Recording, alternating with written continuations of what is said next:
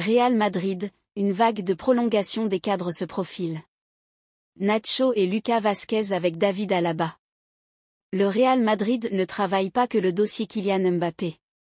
Il s'agit aussi de prolonger certains cadres de l'effectif, qui donnent satisfaction depuis de nombreuses années maintenant. C'est le cas de Toni Kroos, 34 ans, lequel est en passe de prolonger son contrat jusqu'en 2025, malgré son retour en sélection allemande. Le milieu de terrain ne sera pas seul, annonce AS. Les Merengues s'apprêtent à officialiser les nouveaux contrats de Nacho, 34 ans, et Lucas Vázquez, 32 ans. Les deux défenseurs vont signer un nouvel accord jusqu'en 2025 eux aussi. L'officialisation devrait intervenir la semaine prochaine. Toni Kroos a pris sa décision, la sortie polémique de Bellingham en Angleterre. Kroos a tranché pour son avenir, Bellingham fait les gros titres pour une sortie nocturne, la Juventus vise de vente à 100 M €, retrouvez dans votre revue de presse Foot Mercato les dernières informations de la presse sportive européenne. Kroos prolonge le plaisir. Ça y est, fin du suspens concernant Toni Kroos. Le journal AS ne peut pas faire plus explicite sur ça ce jeudi. Kroos se queda, lâche le journal espagnol. L'Allemand décide de prolonger le plaisir et de renouveler son contrat pour une saison supplémentaire. La signature du nouvel accord est imminente alors que son contrat expirait cet été. Le métronome allemand a donc accepté de jouer le rôle de doyen la saison prochaine pour encadrer la nouvelle génération. 20e joueur le plus capé de l'histoire des Madrilènes, le milieu de 34 ans va disputer sa 11e saison sous le maillot blanc. Dans ses pages intérieures, le journal AS explique que Lucas Vázquez et Nacho prolongeront aussi d'1 an. Comme vous le savez, le Real Madrid ne propose qu'1 an de contrat en cas de prolongation pour ses trentenaires. Bellingham en mode fêtard. Sauveur de sa patrie en égalisant à la dernière seconde face à la Belgique, Jude Bellingham s'est offert une petite sortie après la rencontre qui fait la une du Daily Mail. Le tabloïd anglais se demande ce qu'il faisait avec ses lunettes de soleil à 4 heures du matin. La presse anglaise a mené sa petite enquête et ce dernier, accompagné de plusieurs de ses coéquipiers en sélection, a participé à une petite fête privée organisée par les chanteurs Harry Styles et James Corden en l'honneur de Declan Rice, capitaine face à la Belgique et qui célébrait sa 50e cape. Une fête visiblement bien arrosée qui s'est terminée aux aurores. Une belle manière de décompresser. Manchester United, l'Angleterre pousse Marcus Rashford vers le PSG. La Juventus va toucher le jackpot. Comme le relaie le Corriere dello Sport sur sa une ce jeudi, le défenseur de la Juventus Bremer est dans le viseur de Manchester United. Le club mancunien serait même prêt à faire une offre de 60 M €. Le joueur n'est pas contre quitter l'Italie et y voit une opportunité de franchir un nouveau cap dans sa carrière. La Juve de son côté n'est pas contre son départ et espère même réaliser une double vente pour renflouer les caisses comme le relaie la Gazzetta dello Sport dans ses pages intérieures. 70 M € pour Bremer et 30 M € pour Wijsen, la pépite prêtée à l'AS Roma, considérée par beaucoup comme le défenseur central du futur. Affaire à suivre. Real Madrid, surprise, Haaland prépare un coup à la Mbappé. En fin de contrat avec le PSG en juin prochain, Kylian Mbappé devrait débarquer au Real Madrid cet été. De ce fait, le club madrilène ne considérerait plus Erling Haaland comme une priorité sur le mercato. Toutefois, les routes du buteur norvégien et des Merengues pourraient être amenées à se recroiser d'ici quelques années. L'histoire de Kylian Mbappé au PSG touche à sa fin. Après 7 ans dans la capitale, l'international français ne compte pas prolonger son contrat qui expire en juin prochain. Le 10sport.com vous a d'ailleurs révélé en exclusivité que le Real Madrid était en pole position pour obtenir sa signature. De ce fait, les Merengues auraient renoncé à une autre star sur le mercato. Le Real Madrid tourne le dos à Haaland. En effet, Florentino Pérez ne considérerait plus Erling Haaland comme une priorité. Le président du Real Madrid estimerait le secteur offensif de Carlo Ancelotti complet avec les arrivées prochaines de Kylian Mbappé et Endrick. Mais le feuilleton autour du buteur de 23 ans pourrait bien être relancé d'ici quelques années. Une arrivée libre en 2027 ? À en croire les informations de sport, les routes d'Erling Haaland et du Real Madrid pourraient être amenées à se recroiser à l'avenir. Si Manchester City est sanctionné pour non-respect du fair play financier, le Norvégien pourrait reconsidérer son avenir chez les Sky Blues. Mais ce n'est pas la seule option envisagée. En effet, Erling Haaland pourrait également décider de ne pas prolonger en Premier League et ainsi partir libre en 2027, comme Kylian Mbappé avec le PSG cet été. Reste maintenant à voir si le Real Madrid sera toujours intéressé par ses services d'ici là. Le FC Barcelone craint le pire pour Lamine Yamal. Indiscutable en club et sélection à seulement 16 ans, Lamine Yamal enchaîne les matchs pour sa première saison en pro. Et le FC Barcelone commence à s'inquiéter pour la santé de son joueur alors que l'Euro et les JO arrivent. C'est un phénomène, un vrai. Cette saison, le jeune Lamine Yamal a confirmé qu'il avait tout pour devenir très grand. Du haut de ses 16 ans, il s'est déjà rendu indispensable aussi bien du côté du FC Barcelone que de l'Espagne. Lors de cette trêve, il a encore livré des prestations XXL entre des dribbles fantasques et une capacité à faire la différence et se montrer décisif, 2 passes décisives face au Brésil. Et il a même réussi à se faire ovationner par le Bernabeu après sa prestation face à la Seleção. Des matchs dans la continuité de ce qu'il propose cette saison avec le Barça puisqu'il a réussi à envoyer sur le banc Rafinha et Ferran Torres. Il faut dire que Lamine Yamal n'a pas trop laissé le choix à Xavi Hernandez, ni à Luis de la Fuente. Lorsqu'il débute, le joueur formé à la Masia ne rate jamais l'occasion de briller. Cette saison, il a déjà inscrit 6 buts et délivré 9 passes décisives. De quoi forcément faire plaisir au FC Barcelone qui peut donc se frotter les mains d'avoir dans ses rangs un joueur de ce niveau-là. Un joueur que les Catalans ne comptent pas laisser filer. Nous recevons des offres pour des joueurs comme Lamine Yamal, 200 millions d'euros, et nous avons dit non, avait déclaré Laporta récemment.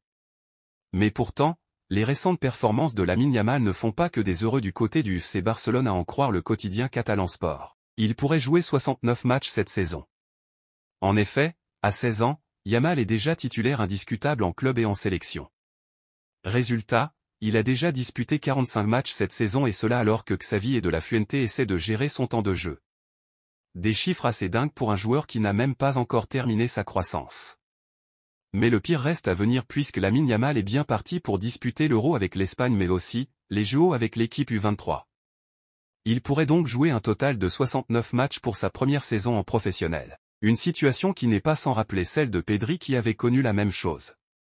Et le milieu espagnol paye depuis plusieurs saisons cette surcharge physiquement, il enchaîne les pépins physiques et peine à enchaîner 3 matchs de suite. Le FC Barcelone a peur de vivre cette même situation avec Lamine Yamal. Sport précise aussi que le club catalan veut retenir la leçon des cas Pedri, Gavi voire même Ansu Fati qui ont été trop exposés malgré leur début précoce équipé aujourd'hui. Et pourtant, Lamine Yamal, qui va avoir 17 ans en juillet prochain, aurait pu disputer encore plus de matchs sans une suspension en Coupe du Roi et sans ses soucis musculaires en octobre. Barça, un gros club de Liga se positionne sur Lewandowski. Robert Lewandowski avec le Barça. Depuis quelques semaines déjà, plusieurs médias espagnols évoquent un intérêt très prononcé de l'Arabie Saoudite pour Robert Lewandowski. Le buteur de 35 ans devrait ainsi recevoir un énorme offre l'été prochain, et le Barça pourrait bien être tenté de le laisser filer, surtout que son contrat XXL évolue au fil des années. Mais comme l'indique Sport et la presse allemande, il n'y a pas que les Saoudiens qui tenteront de se l'offrir. Effectivement, l'Atlético de Madrid est aussi sur le coup. Les dirigeants colchoneros sont très intéressés par les services du Polonais en vue du prochain mercato estival. Ils souhaitent refaire un coup à la Luis Suarez. Cependant, pour le moment, Lewandowski n'a pas l'intention de quitter la Catalogne. Et il faudra donc avoir de bons arguments pour le faire sortir de son club actuel. Le Brésil prend une décision radicale avec Neymar.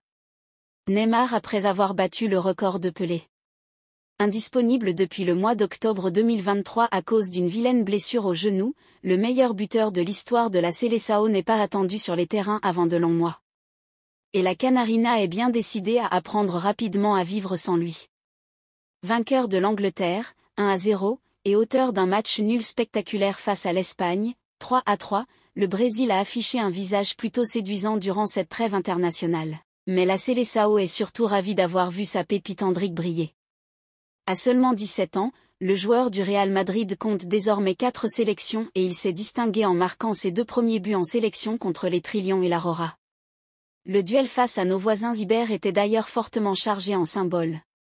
Avec Endrick le Merengue et Lamine Yamal le Blaugrana, le football international tient peut-être la future rivalité qui fera saliver les observateurs. Le statut de Neymar va changer. Au Brésil, une chose est sûre, la page Neymar est doucement en train de se refermer. C'est en tout cas la volonté des dirigeants brésiliens. Le meilleur buteur, 79 réalisations en 128 caps, et passeur de l'histoire de la Canarina reste un élément important des Oriverdes, mais son statut risque de changer fortement lorsqu'il fera son retour. Pour rappel, le natif de Mogi des Cruzes souffre d'une rupture des ligaments croisés antérieurs et du ménisque du genou gauche depuis le 17 octobre dernier et le match face à l'Uruguay. Opéré, Neymar ne devrait pas revenir sur les terrains avant l'automne prochain. Dans le meilleur des cas. Reste maintenant à savoir dans quelles conditions il se trouvera à son retour. Pour le consultant Joel Milton Neves, il convient de respecter l'une des légendes du football auriverde, mais Neymar semble promis à un rôle de remplaçant de luxe avec l'équipe nationale. Soyons justes, Neymar a porté l'équipe nationale brésilienne de 2010, après Dunga, jusqu'à la Coupe du Monde 2022, dernier acte de Tite.